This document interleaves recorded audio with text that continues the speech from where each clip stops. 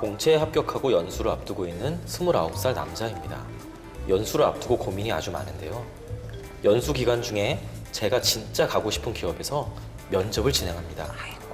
연수와 기간이 겹치지 않으면 당연히 맘 편히 면접을 보러 갔을 텐데 가고 싶은 마음은 면접 앞둔 기업이 더 큰데 떨어지면 지금 합격한 곳도 들어가지 못하는 상황이잖아요.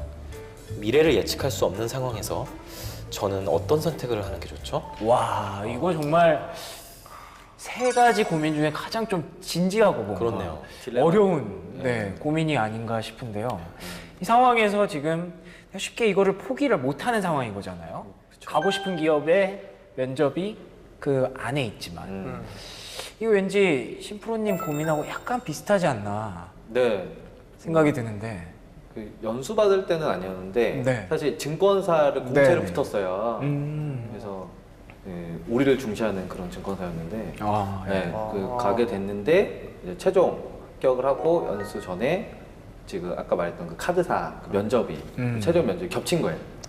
겹쳐가지고 그래서 어떻게 할까 고민 정말 많이 했죠. 네네. 연수로 가면은 거기 안에서 아까 말씀하신 대로 뭔가 어떤 뭐 이렇게 변명거리를 만들어가지고 해야 되나 생각했는데요. 저는 좀 결단을 했던 것 같아요. 그래서 연수를 하루 전에 포기를 했어요. 그 증권사에. 그래서 포기하고 최종 면접에 조금 집중해야겠다. 혹시 뭐 최악의 경우도 생각을 하셨을 거 아니에요? 네, 최악으로 생각했죠. 만약 안 된다면 둘 다 안 되는데, 뭐 그렇다고 해도 그 취업준비생 때 정말 어려운 길인 거 알지만 하기 싫은 업무 때문에 그 연수 가서 남들 다 즐거운 연수 생활하고 있는데 딱 그림이 그려지더라고요. 네, 눈앞에. 그래서 계속 생각이 남을 딴 것 같고, 생각하고 예. 남을 것 같고 이거 아닌 것 같은데 아닌 것 같은데 그래. 여기서 자꾸 저한테 뭐 하라 그러면은 뭐 그래서 뜀박질 하라고 이러면 뭐 괜히 들어왔어 계속 이럴 것 같고 그 주망처럼 스쳐가면서 포기를 했습니다. 근데 저는 좀 케이스 달랐던 게 들어가고 나서 이 최종 면접이 발표가 된 게 아니니까 최종 면접 보러 오라고 그쵸. 발표된 게 아니기 때문에 결정하는 건 조금 수월했는데 이분은 아니에요. 좀 근데 고민이 이분도 연수를 아직 들어가신 게 아니에요. 예. 들어가신 게 아니고 거의 똑같은 케이스라고 보시면 돼요. 저는 한번 좀 도전해 봐라. 저 같은 경우도 저는 무조건 좀 그 면접을 가라라고 말씀드리고 싶어요. 무조건. 네. 왜냐면 뭐 두 마리 토끼를 잡는 거죠. 연수도 가고 면접도 가고. 그 두 개가 가능하다고 생각하시는 네, 거예요? 가능합니다. 그래서 왜냐면 물론 이제 연수 아직 가기 전이잖아요. 하지만 네. 연수 기간과 면접 기간이 겹치잖아요. 그렇다면 연수할 때 미리 좀 말해 놓는 거죠. 담당자한테. 네네. 너무 죄송한데 어떤 핑계거리 대건 무슨 일 때문에 어떤 집안일 때문에 못 간다. 그럼 또 다 사람 사는 거기 때문에 다 그 익스큐즈를 해줍니다. 근데 이제 문제는 거기서도 받아들여 주면서도 아는 거죠. 왜냐면 이렇게 연수 일정을 잡아놓는 이유가 대부분 어떤 경쟁사와 이런 겹치기 때문에 미리 이거를 못 가게 막는 그런 것도 있죠. 것도 꽤 예. 있거든요. 근데 정말 이렇게 사정을 얘기하면은 또 사람 일이기 때문에 이제 보내는 줍니다. 하지만 다시 돌아왔을 때는 어쨌든 쟤는 뭔가 면접을 간 게 굉장히 의심이 돼. 이런 좀 그런 낙인이 찍힐 수도 있겠죠. 하지만 그거는 어디까지나 그 교육장에서 있는 거고 또 나중에 만약에 혹시나 그쪽이 안 되고 내가 어쩔 수 없이 그냥 원래 기존에 그 연수받는 곳에서 다닌다 할지라도 그 당시만 낙인이 찍히지 나중에 또 계속 열심히 하면 충분히 그거는 극복이 가능합니다. 빠른 시간 내에. 그러면 꼭 무조건 가라라고 말씀하시는 이유는 뭔가요? 왜냐면 나중에 굉장히 후회하게 돼요. 그 면접도 안 한 상태에서 내가 이미 합격했으니까 정말 좀 안전한 곳으로 택한다면은 나중에 아마 두고두고 아마 후회가 될 겁니다. 아까 그 프로님 말씀하신 것처럼 뭔가 여기서 그 조깅을 구보를 시킨다. 그러면 내가 그때 그 면접 봐서 거기 됐으면 내가 이런 걸 안 했을 텐데. 다 안 좋은 쪽으로 안 좋은 쪽으로 계속 좀 안 좋은 생각이 들 겁니다. 무슨 교육을 받더라도. 좀 그게 더 좀 본인한테는 안 좋을 것 같거든요. 그래서 좀 후회 없이 어떻게든 근데 면접이라 봤자 결국에는 하루만 시간 내면 되잖아요. 예, 그렇게 큰 로스는 안 될 것 같습니다. 혹시 박 매니저님도 이렇게 확고하게 단호하게 얘기를 해주실 수가 있을까요? 그리고 지금 계속 몰입해서 어떨까 기분이 들었는데 저는 사실은 심프로님 이야기가 더 와닿기는 했어요. 이유는 이게 너무 이기적일 수도 있는데 이기적이라기보다 너무 현실에 떨어질 수도 있는데 네네. 사실 그분이 연수를 포기하고 내가 진짜 원하는 걸 한다는 것도 대단한 용기고 그거에 더 몰입을 할 것 같다는 생각을 했고요. 그리고 사실 그분이 연수를 안 들어간다고 빨리 통보를 하게 되면 예비자가 있거나 또 다른 사람도 오히려 기회를 얻을 수 있을 거라고 좀 생각이 문득 들더라고요. 그쵸. 그러면 어떻게 보면 약간 좋은 일? 하고 내가 진짜 나는 그럼 내가 원래 원하는 데 한번 해볼래 하는 것도 대단한 용기일 것 같아서 심적으로는 좀 그렇게 하셨으면 좋겠다 생각은 들어요. 근데 만약에 제가 그 입장이다? 그럼 솔직히 부장 얘기처럼 할 것 같아요. 불안해서 예, 달아놓고 저도 살짝 말씀드리고 제가 이런 사정 때문에 하루 이렇게 해야 됩니다. 솔직히 그럴 것 같아요. 다른 그 미리 뽑아놓고서 합격 통보를 해놓고서 딴 데 도망가지 못하게 아예 막 해외로 연수를 보내본 적이 있었습니다. 아예 중국으로 그냥 막 뭐 한 100명 넘게 그냥 보내버린 거죠. 그러다 보니까 이거는 뭐 집에 일이 있어서 못 가겠는데 이거 자체가 안 되는 거예요. 그냥 무조건 해외로 비행기를 타고 나가야 되는 상황이었기 때문에 그러다 보니까 만약에 이런 경우 그런 연수라면은 사실은 저는 아까 2마리 토끼를 잡으라고 말씀을 드렸지만 이런 경우라면 쉽게 그 어떤 좀 불확실한 면접을 위해서 이 연수를 포기하라라고 말하기는 사실 저도 좀 어려울 것 같아요. 그렇다면은 그냥 연수를 가라. 뭐 이렇게 말씀을 드리고 싶습니다. 이게 요즘도 지금 하는지 모르겠지만 예전에 제가 있던 회사에서는 네. 그 사유를 내면 외출을 시켜줬어요. 그게 인생에 있어서 되게 중요한 결정인데 그거를 우리가 면접이라고 말해도요? 네, 보내줬었어요. 그걸 그 교육 담당자한테 얘기하면 그게 공식적으로 외출을 할 수 있게 했었거든요. 그게 지금도 하는지 모르겠으나 그게 오히려 그 회사를 되게 멋있게 그렇죠. 보이는 거죠. 그 그러네요. 회사를 지원 네. 대표한테 이 회사는 그렇게 자신 있어?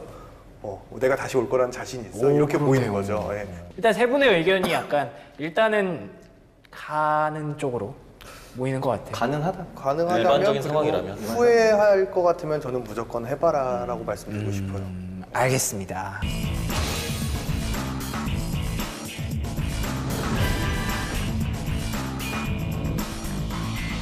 삼 년 차 직장인 남자입니다. 1년 전 지침과 분노의 연속이었던 저의 삶에 한 줄기 빛이 비추기 시작했습니다.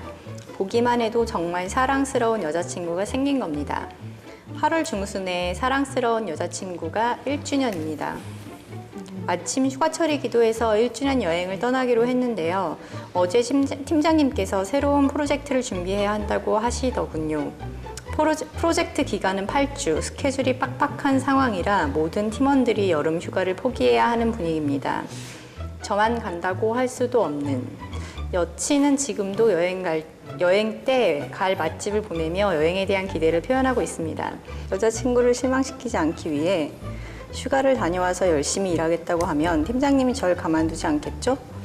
여자친구는 대학생이라 아직 직장 생활에 대해 잘 모릅니다.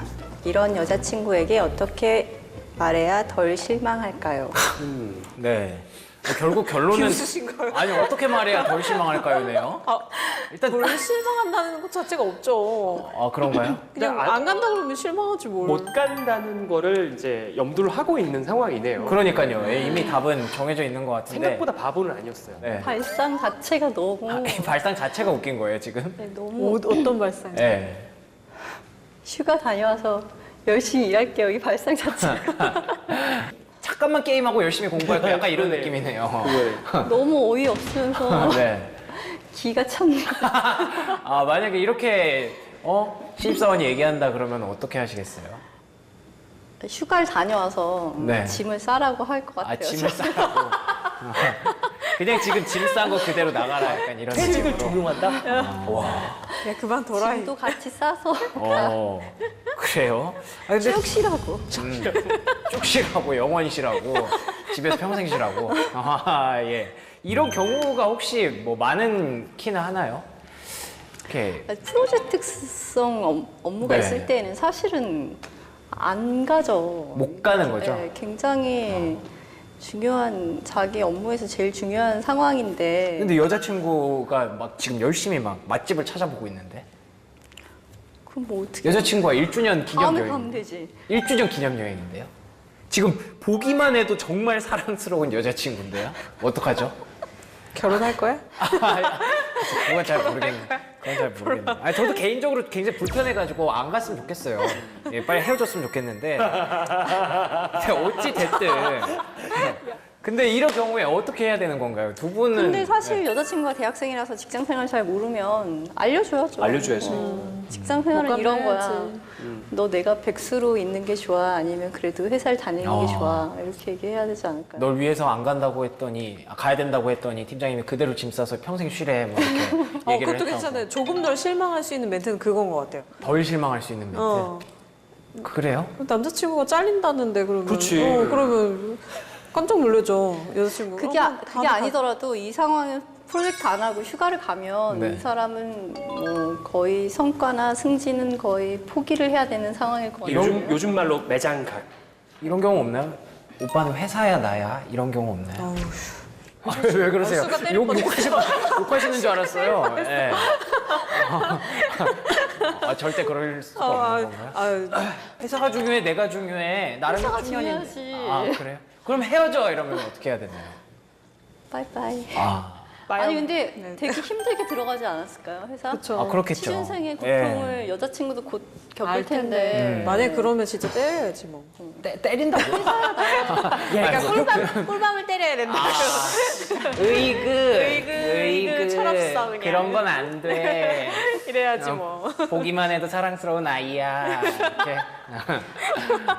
두 분이 대학생 시절로 돌아가서 남자친구가 여자친구랑 약속을 잡았어요. 실망시키지 않기 위해서 팀장님께 가서 저 휴가를 다녀와서 열심히 일을 하겠습니다. 라고 했다. 그런 남자친구가 있다. 어떠세요, 기분이? 예전에 한번 그런 남자친구가 만나본 적 있는데. 그럼 말씀 막 이런- 하셔도 되는 거예요? 지금 신혼이신데? 뭐그 사람들 다 여자친구 있었으니까. 그쵸, 예. 그걸 찜다가 아닌 이상 다 하고 있어. 없는 사람도 있어요. 왜 그러세요? 없는 사람은 지금 다, 네, 그렇게 말씀하시면 안 되죠. 알겠습니다. 저희 엄마가 그러셨어요. 네, 그때 저는 직장생활 잘 모를 때 이제 대학교 한창 때니까 네 남자친구는 회사 생활 안 한다니? 이 얘기를 하셨는데 그게 되게 순간 딱 머리에 꽂히면서 이 사람 되게 책임감이 없는 거구나 이런 생각이 좀 들었어요. 오히려 그렇게 반대로 네. 그런 생각 드셨어요. 저는 그랬어요. 약간 책임감 없다라는 생각이 들면 그렇지 당연히. 네. 그 이 사람이라는 거를 믿고 네. 같이 비전을 설계하고 미래를 꿈꿔볼 수 있는 그런 자질이 되는가? 하는 기본적인 의심을 하게 되지 않을까? 어느 정도 의식 수준이 있는 사람인 경우라면. 비슷한 네, 의견이신가요? 뭐 할 일은 해야죠. 그리고 어차피 이런 상황 나한테도 닥칠 수 있어요. 그래요? 네, 약속을 했는데 내가 부득이한 사정이 생겨서 약속을 못 지키는 경우가 생길 수도 있잖아요. 네, 그럼 서로의 입장을 생각하면 그냥 이해하고 넘어갈 수 있는 거예요. 알겠습니다. 세 분의 의견이 다 일치했기 때문에 결론을 내리도록 하겠습니다. 아무리 보기만 해도 사랑스러운 1주년 된 여자친구를 열심히 만나고 계시겠지만 어쩔 수 없습니다. 네, 잘리지 않고 싶으시면 네, 팀장님한테 잘하시기 바랍니다.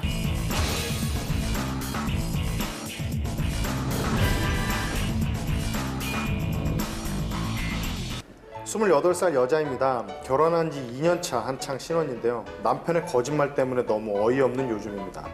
저희 결혼할 때 집 전세를 얻기 위해서 1억 5천 정도 대출을 받았습니다. 하루라도 빨리 대출을 갚자는 마음에 남편과 함께 허리띠를 졸라매기로 했죠. 저희는 맞벌이를 하는데 저도 남편도 점심은 대부분 사내식당에서 먹어요. 그래서 두 사람 다 한 달에 25만 원씩만 쓰기로 했습니다. 근데 남편이 자기는 담배를 사야 한다며 이틀에 한 값 4,500원 곱하기 15 해서 7만 원을 더 달라고 하더군요. 담배를 끊었으면 하는 마음이 컸지만 그거마저 피우지 말라고 하긴 조금 그래서 남편한텐 32만 원을 줬습니다. 그리고 며칠 전에 우연히 남편 직장 동료인 저의 대학 선배를 만났어요. 그분이 들려준 충격적 이야기는 야, 네 남편은 진짜 대단하다. 담배도 끊고 그거 1년 동안 안 피잖아. 내 남편은 담배도 못 끊고 정말 짜증나 죽겠어. 헐, 제 남편이 1년 전에 담배를 끊었다는 겁니다.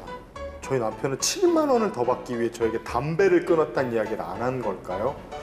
너무 괘씸하고 화가 나는데 한편으로는 남편이 좀 안쓰럽기도 합니다. 우리 남편의 심리는 대체 뭘까요? 이야, 정말 신기하네요. 담배를 끊었는데 안 끊었다고 하는 분은 저 개인적으로 처음 본 것 같은데. 7만 원을 세이브하려고. 7만 원을 세이브하려고. 저는 일단 첫 번째로는 이런 생각이 듭니다. 정말 끊은 것일까? 라는 생각이 들고요. 근데 직장 동료가 그렇게 말했다고 하니까 일단 신빙성이 있는 말 같긴 한데, 근데 이 담배를 끊었는데 안 끊었다고 얘기를 하시는 분, 혹시 이런 사례들을 혹시 세 분은 들어보신 적이 있으십니까? 처음 봤어요. 아, 담배는 이렇게까지 얘기한 적은 못 봤어요. 끊었으면 끊은 거지. 그렇죠.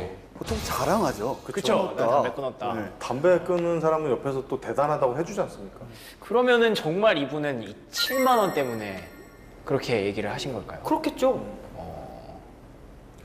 근데 왜냐하면 지금 한 달에 25만 원이잖아요. 네. 사실 25만 원이면은 좀 빡빡할 수 있을 것 같긴 하거든요. 아무래도 근데 뭐 구내식당이 구내식당이 좀 있고. 있으시다고 하시고. 근데 그렇긴 한데. 저도 구내식당 있는 회사에서 5년을 일했지만 구내식당에서 매일같이 밥을 먹기는 그쵸. 조금 쉽지 않습니다, 사실. 가끔은 다른 약속도 있을 것이고 그렇죠. 다른 네. 것도 해야 되고 하고 싶은데 저 25만 원이 거의 다 구내식당 베이스 금액으로만 책정이 됐을 거잖아요. 그러면 그 말인즉슨 내가 나가서 오늘은 해장을 하고 싶어, 동태탕이라도 한 그릇 먹고 싶어. 그러면 못 먹는 거잖아요, 쉽게 그렇죠, 말해서. 그럼 그거에 대한 사실 그걸 한 3달 정도 한 지내다 보면 한 방에 왔을 거예요, 사실. 25만 원 살기가 쉽지가 않구나. 그러면 이제 그거에 대한 아마 1년 전부터 한 몇 년 전부터 대책이 있었을 것 같은 거죠. 근데 그거를 담배값으로. 다른 소스가 없으셨나 보죠. 이거. 그걸 개인적 물줄기로. 그렇죠. 예. 이게 대단하신 분이네요. 한 달에 근무 일수가 대부분 20일인데 네네. 25만 원으로 20일을 나눠봐봐요. 얼마가 나오나? 25만 원은. 12,500원이야. 12,500원을 하루에 15,000원이라도 쓰면 일단 손 떨리는 거죠. 그러니까 하루에 그 정도로 비용을 축소해놨다는 건 진짜 대단한 일이야, 진짜. 엄청난 인내심과 저는 예산 편성이 잘못됐다고 봅니다. 예산 편성이죠. 구내식당에서 밥 사업 계획이 먹고 잘못된 예, 네. 후배 커피라도 한 잔 사주면 그렇죠. 하루 백신 좀 끝나는 먹어야죠. 거거든요. 이거 그냥 네. 스틱커피 먹어야 근데 돼요. 어쩔 수 없다잖아. 갚을 게 있고 뭐 하니까 이제 서로 네. 허리띠를 졸라 맸는데 네네. 7만 원의 배신감을 느낄 수는 있을 것 같아요. 그렇죠. 혼자 굉장히 입장에서. 지금 많이 큰 배신감을 느끼고 계세요.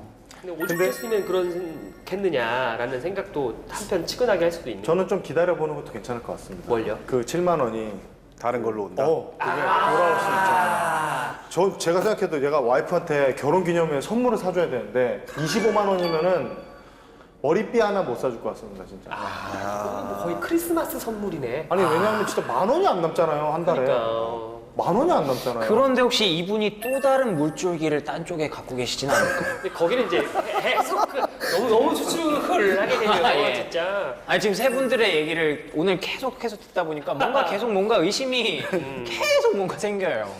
저는 이 케이스에서 얻을 수 있는 그 임플리케이션은 하나인 것 같아요. 와이프분은 그걸 배신감을 느낄 수도 있겠지만은 네. 아까 치근하게 느꼈다고 얘기하잖아요. 맞아요. 사업 계획이 잘못됐구나라고 느껴야 됩니다. 사실 뭐 뭘 위해서 그렇게 하시는지 뭐 말씀하시듯이 뭐 프라모델을 살려는 건지 모르겠는데 네 그냥 남편 입장에서 얘기를 들었을 때는 약간 저는 좀 측은하다는 생각을 좀 들었거든요. 이유가 그래서 뭔가요? 7만 원, 월 7만 원 뭐 누군가한테 클 수도 있겠지만 그거를 모아서 뭐 본인이 뭘 하고 싶었던 뭐 선물을 하고 싶었던 네네. 그거를 안에 모르게 좀 숨겨왔다라는 것 자체가 어떻게 보면 뭐 하고 싶은 게 있을 거 아니에요, 당연하죠. 그 돈이.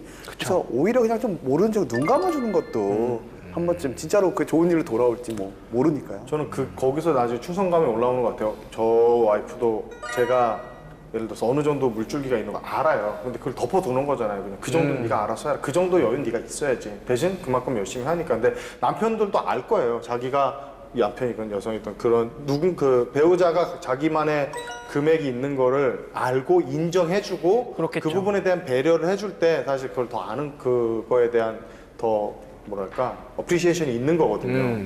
빡빡하게 사는데 그 7만 원 때문에 네. 남편이 뭐 조금이라도 여유 갖고 좀 뿌듯할 수 있으면 그냥 좀 한번 저도 그 웃어주시는 정도는 것도 괜찮을 것 같아요. 가게에 큰 지장이 네, 지장이 없다면 그러니까 이 7만 원이라는 게 그 아내분 입장에서는 굉장히 지금 배신감을 느끼는 그런 이슈가 됐잖아요. 그러니까 그렇게 나오기 전에 그냥 남편분이 애초에 나 7만 원만 올려줘라 이렇게 말할 수 있지 않았을까요? 왜 못 말했을까요? 그 이유가 뭘까요? 그건 와이프도 스스로 반성을 한번 해볼 수도 있죠. 자기가 분위기를 어떻게 조성을 했고 평소에 어떻게 했는지. 그렇게 얘기를 하시면 저는 와이프한테 얘기할 수 있는 게 저는 얘기하면 받아들여져요. 합리적으로 얘기를 하면은 통화요, 대화가. 그쵸. 거기서 근데 제가 얘기할 때마다 당신 지금 제정신이냐? 그치. 그 얘기 나오면 이제. 또 이 얘기야. 이게 나오면은 그건 그럼 이제 내 이악 물고 담배를 끊는 거죠, 예를 들어서. 예. 그거에 대한 그 스스로 부부 커뮤니케이션이 건강한가에 대한 스스로의 것도 생각을 해봐야 야, 오늘 부부 클리닉을 아니 근데 부부 클리닉인데 남편만 세 분을 모셔가지고 지금 제가 뭔가 계속 설득당하는 게 아닌가. 근데 더 좋은 거는 남편은 이야기를 했으면 더 좋을 뻔했어요. 그렇지. 그건 솔직하게. 그건 맞아요. 제 말이 문제는 걸린 거야. 걸려서 그래 이게. 걸리지 않으면 얘기 안 안 걸리면 안 된다는 이게 된다는 얘기 아니라. 아니고요. 예. 그러니까 그렇게 이제 뭐 배신이라는 감정을 끌어낼 수 있을 만큼의 그걸 덮어두고 있었다는 것 자체가 이제 이 문제의 그러니까요. 본질인 거고. 네. 그럼 어쨌든 이분이 사연을 보내주신 분이 여성분이기 때문에 네. 이분 입장에서 마지막으로 결론을 내려주신다면 모른 척 하는 게 낫다? 아니 10만 원 빼야 돼. 그거. 네? 빼야 된다고요? 10만 원 빼야 돼. 왜냐면은 25만 원, 10만 원 빼야 된다고요? 아, 아니 30 32만 원, 7만 원 빼고 25만 원으로 귀속시켜야 돼. 이건 어쩔 수가 없어. 비소. 왜냐면 부부간의 신의에 대한 어떤 거짓을 저질렀다는 그 잘못의 귀책 사유가 남편한테 있는 거기 때문에 약간 벌칙 같은 건가요? 네가 잘못했으니까 이거 더 이상 못 주겠어. 이건 벌칙이라기보단 죄에 대한 대가라고 봐야 되나? 벌금 같은 느낌인가요? 그런 거죠. 예. 과태료까지 부과하시겠네요. 분위기가. 월급 23만 원으로. 네, 이제 2만 원 정도 더 가져가겠다. 한 달, 1년간. 오. 그러면은 일단 서로 얘기는 하게 되겠네요. 어쨌든 그 얘기해야죠. 7만 원이라는 액수에 대해. 그래서 이게 진단해야 된다고 이거는. 두 분은 저는 다른 의견이시죠? 아내분이 그 화가 나시고 그런 배신감이 드실 정도면 그냥 얘기를 하셨으면 좋겠는데 너무 감정적으로 얘기하시기보다는 사실 내가 이걸 알았는데 자기가 돈이 좀 더 필요한 거였냐. 차라리 용돈을 좀 올려줄까 약간 이렇게 하면 남편이 미안해할 것 같아요. 그렇죠. 내가 맞아요. 이러이러한 걸로 뭐 했다고 핑계를 대시든 뭐 그쵸, 진짜 그쵸. 이유가 있었든 그래서 약간 현명하게 한번 그저 본인이 배신감을 느끼는데 얘기를 하시는 것도 방법이라고 저는 좀 생각이 들어요. 네. 저도 이거를 동의하는데 이제 말하는 방법 자체가 되게 지혜로워야 될 것 같습니다. 아다르고 어다르고에 따라서 부부싸움이 싸움이 될 수 일어날 있죠. 수 있는 굉장한 그 남편도 할 말 있을 수 있거든요. 그렇죠. 거기서 딱 찔렀을 때 그렇기 때문에 굉장히 지혜롭게 그거를 문제를 제기를 하고 아까 그 매니저님 말했듯이 찬찬하고 이렇게 끌어내듯이 좀 얘기를 해주면 지혜롭게 얘기한다면 담배 끊었다는 거는 나한테 자랑할 일인데 나한테 차라리 끊었으니까 용돈 올려줘라고 좀 했으면 난 더 좋았을 것 같다. 그러니까요. 네, 기분이 좋았을 것 같다. 이렇게 얘기하는 것도 되게 현명할 그렇죠. 것 같거든요. 알겠습니다. 뭐 일단 아름답게 마무리가 됐네요. 네, 네, 훈훈하게. 서로 말씀을 잘 해보시고 글쎄요, 이 7만 원이라는 게 뭐 액수가 크다고 할 수도 있고 작다고 할 수도 있겠지만 약간 뭔가 서로의 그 말씀하신 신뢰감 여기서 문제가 좀 생기지 않았나. 그쵸. 잘 얘기로 잘 풀어가셨으면 좋겠다는 생각이 들고요.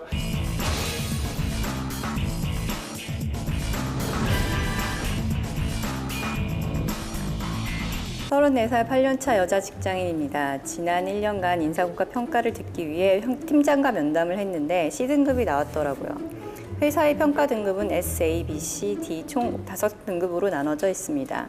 S와 A밖에는 받아본 적이 없는데 하위 30% 성과의 사원들에게 주는 C라니 당황했습니다. 사실 저는 재작년 말 암이 생겨 수술을 했습니다. 복귀 후 건강을 챙기기 위해 지난 1년간 눈치를 보지 않으려고 굉장히 애썼어요. 그렇다고 놀았다는 건 아닙니다. 전임 담당자가 만들어 놓은 수많은 문제를 해결했고 또 새로운 프로세스를 만들어 업무 안정화를 시킴으로써 여유를 만들었고 그로 인해 제 시간에 퇴근할 수 있도록 만들었는데요. 그런 실적과는 상관없이 나의 평가 결과는 새로운 업무를 담당해서 별다른 성과를 내지 못한 것 같다는 피드백과 함께 입사 8년 만에 처음으로 C등급을 받았습니다. 아파서 그런 건가 하는 생각도 들고 병가 후 복귀를 하면서 삶의 가치관이 달라졌는데 이 가치관의 문제인 건가 생각도 듭니다. 예전처럼 일해야 좋은 인사고과를 받을 수 있을까요? 아니면 저의 가치를 제대로 알아주지 못하는 회사는 나오는 게 나을까요? 참 안타까운 사연이었습니다. 몸이 아프셨어요. 그렇죠?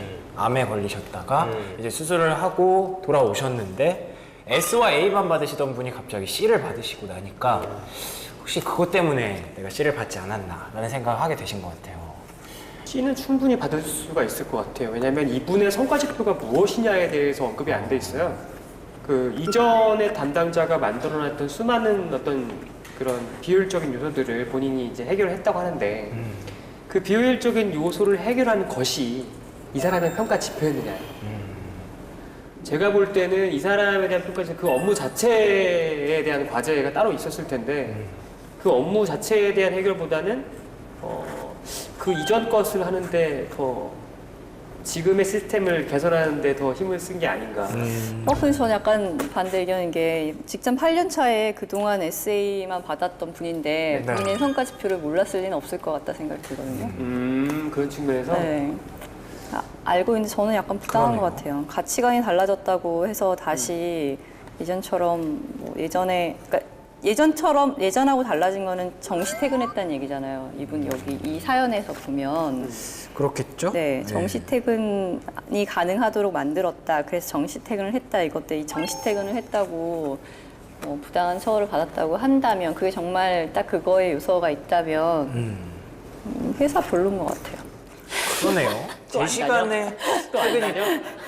제 시간에 퇴근이 가능하도록 만들었는데 네. 그리고 제 시간에 퇴근하도록 만든 것 자체가 그 임원들이 보기에는 또는 그 위에 직책자가 평가를 하기에는 잘못됐다고 생각을 할 수도 있는 거예요. 그런데 부당할 수도 있는 얘기인데. 그 포인트가 이거일 수도 있는 거고 아닐 수도 있는 거죠. 그렇죠. 열린 결말이잖아요. 그건 모르는 거잖아요. 열린 결말이잖아요. 이분의 얘기만으로 봤을 때는 그렇죠. 요즘 정시에 퇴근하도록 하는 직원이 얼마나 좋은 직원들인데요. 네, 근로시간 압박을 받는 이 입장에서. 네. 이 얘기에 대해서 어떻게 생각하십니까? 충분히 공감이 가는 게 왜냐면 본인이 몸이 아프고 나서 건강을 좀 챙겨야겠다. 그리고 나만의 시간을 좀 많이 갖자라는 인생을 돌아보는 계기가 됐기 때문에 그쵸. 퇴근 시간 이후에 자기 삶을 좀 많이 계획을 하셨던 것 같고 그런 생각을 하고 조금씩 실행을 하고 있는데 어떻게 보면 그 해에 평가가 그렇게 나오다 보니까 내가 이런 그러니까 생각을 바꾸고 인생을 돌아보면서 내 시간을 가지려고 하는 그 마음가짐이 회사에 들킨 것이냐 그렇게 돌아보는 계기가 되지 않았을까라고 하는 게 그런 것 제가 같습니다. 요즘 그렇거든요. 예. 제가 요즘은 좀 눈치 보지 않고 일을 하려고 하는데 계속 옛날 패턴을 계속 습관 그게 나오는 거죠. 본인이 거죠. 성공 방정식이라고 하는 게 참 무섭습니다. 이렇게 해서 내가 좋은 평가를 받았는데 네. 라고 하는 게 있는데 다른 패턴으로 했었을 때 잘못된 결과가 나오면 당연히 회개하는 거잖아요. 그렇게 이제 되겠죠. 그렇게 해야 또 다른 예전처럼 했어야 평가를 받을 거라고 생각하니까 그런 측면에서 이제 충분히 공감은 되고 되게 공감 많이 하셨겠네요. 예. 그 공감이 많이 되는 거고 삶의 가치를 어디다 두느냐가 결론일 것 같습니다. 그러니까 다시 돌아가서 좋은 평가를 받는 게 내 목표일 거냐, 네. 아니면 내 시간을 가지면서 항상 기회비용인 거잖아요. 포기하는 건 그렇죠. 분명히 있어야 될 거라고 생각을 하고요. 네네. 제가 예전 직장에서 사장님이 저한테 해주신 말이 있습니다. 남한테 인정받으려고 일하지 마라. 인정받았다고 생각하는 순간 더 이상 일을 안 한다. 중요하죠. 그게 이제 저한테 하신 말씀이 본인한테 인정받으려고 하지 말고 본인이 없으면 일을 안 한다는 거죠. 회사에서 그런 말을 많이 하거든요. 팀장이랑 임원이 없으면 어린이날이라고. 참 이해가 안 되는 말 중에 하나입니다. 지난 방송에서 열심히 얘기했던 얘기였어요. 했었나요? 예. 없으실 때 그래서 그런 부분들까지 이제 얘기를 하다 보니까 인정받으려고 일하는 게 아니라 나 자신을 위해서 일하는 게 맞는 것 같아요. 내가 성장하고. 그쵸. 그러니까 회사 내부의 방점을 찍지 말고 외부의 경쟁력으로 방점을 찍으면 내가 성장하는데 좀 더 유리하지 않을까 이런 생각이 있습니다. 그래서 결론을 좀 말씀드리기가 애매하지만 저는 기존의 삶의 방식을 포기하시고 새롭게 마음먹은 생각들을 밀고 나가시는 게 그러면서 최적화되지 않으실까. 좀 더 그 상황에서 아까 말씀하신 효율적인 시간 내에서 주어진 시간 내에서 더 효율을 내지 않을까. 성과를 내지 않을까. 그런